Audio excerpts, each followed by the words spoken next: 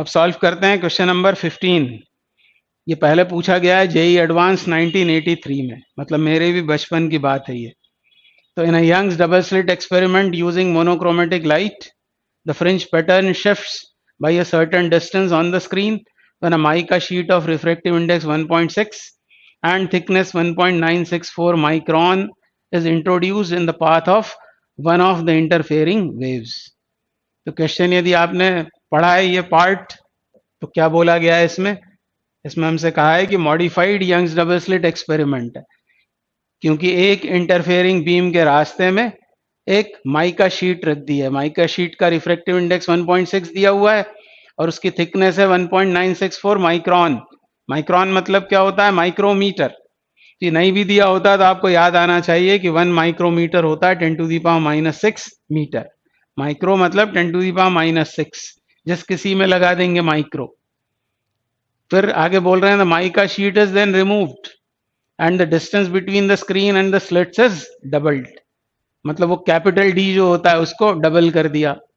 It is found that the distance between the successive maxima now मतलब जब वो separation capital D को double कर दिया, माइका शीट को हटाकर कैपिटल डी को डबल करने के बाद दो मैक्सिमास के बीच का जो सक्सेसिव डिस्टेंस होगा, मतलब ही जो फ्रिंज विड्थ होगी, वो किसके बराबर है? Is the same as the observed fringe shift upon the introduction of the mica sheet.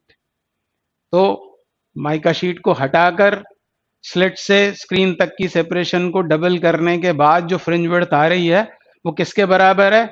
वो उसके बराबर है जब माइका शीट रखने पर फ्रिंज शिफ्ट आई थी। तो जो फ्रिंज शिफ्ट है उसको इसके साथ इक्वेट कर देना है नए वाले फ्रिंज विड्थ के साथ में। Calculate the wavelength of the monochromatic light used in the experiment. तो बहुत आसान सा क्वेश्चन है, बशर्ते आपको ये बातें याद आ जाएं।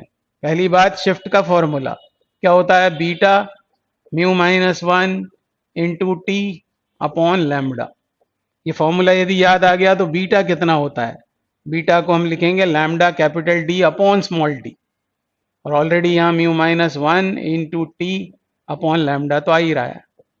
तो क्या होगा? ये लैम्बडा कैंसिल आउट होकर अब फॉर्मूला ऐसा दिखने लगेगा, D mu minus 1 into T upon small D. ये है पहले की शिफ्ट जब हमने वो माइका शीट इंट्रोड्यूस की थी। माइका का म्यू मालूम है, उसकी थिकनेस पता है, और अभी सेपरेशन बिटवीन स्लिट और स्क्रीन है कैपिटल डी, और स्लिट्स के बीच का सेपरेशन है स्मॉल डी। अब क्या किया? वो माइका शीट को हटा दिया। ये माइका शीट के होने पर का शिफ्ट है ये।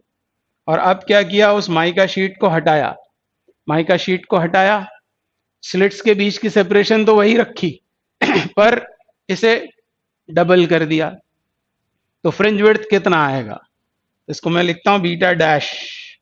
तो अब फॉर्मूला तो वही लगेगा, lambda capital D upon small D. बस कैपिटल डी कितना हो गया? 2 capital D, 2 twice of capital D. Small D को बदला नहीं है, और ये दोनों बराबर हो गए। ये बोला हुआ है हमसे, बस आ गया आंसर। ये दोनों बराबर हैं और इनको इक्वेट कर दोगे, D mu minus 1 into T upon small D equals lambda into 2 capital D upon small D. तो ये कैंसिल आउट, कैपिटल डी भी कैंसिल। हमको चाहिए क्या है? वेवलेंथ चाहिए, लैम्डा चाहिए। तो लैम्डा कितना हो जाएगा? लैम्डा इक्वल्स टू हो जाएगा, 2 को बस नीचे लाना है, मतलब lambda is mu minus 1 into T upon 2। अब सब कुछ पता है आपको। म्यू कितना है? म्यू है 1.964, 1.964 minus 1 into its thickness. Thickness कितनी है? ओ सॉरी, ये रिफ्रैक्टिव इंडेक्स है 1.6। म्यू माइनस 1 मतलब 1.6 minus 1, thickness is this 1.964 into 10 raise to the power minus 6 upon 2। तो अब ये 0.8 होकर ये 0.4 होगा, बस मल्टीप्लाई तो करना है आपको। तो मल्टीप्लिकेशन के बाद में आपका आंसर आने वाला है। ये मैंने कर रखा है कैलकुलेशन, बस इजी सा सवाल है, बशर्ते आपको फॉर्मूले याद हो। तो ये आने वाला है फाइनल आंसर। आप इसको वेरीफाई करना, बाद में खुद सॉल्व करना। 5892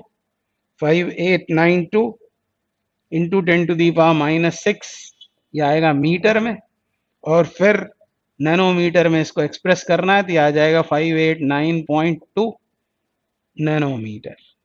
मीटर का नैनोमीटर बनाना आपको आता है, 1 मीटर है ये, तो 10⁹ का मल्टीप्लाई करेंगे तो 3 बन जाएगा, और 3 बन जाएगा तो डेसिमल इधर खिसक जाएगा। 589.2 नैनोमीटर इज द आंसर। तो इजी सा क्वेश्चन है। तो मेरी रिक्वेस्ट ये है कि फॉर्मूला लिस्ट जरूर बनाया करो। क्वेश्चन को करने के बाद यदि वो 6 महीने बाद करोगे तो वापस उतना ही सोचना पड़ता है, और यदि आपने कहीं लिख कर रखा है उसे तो सिर्फ लेटे लेटे भी पढ़ोगे तो काम चल जाएगा।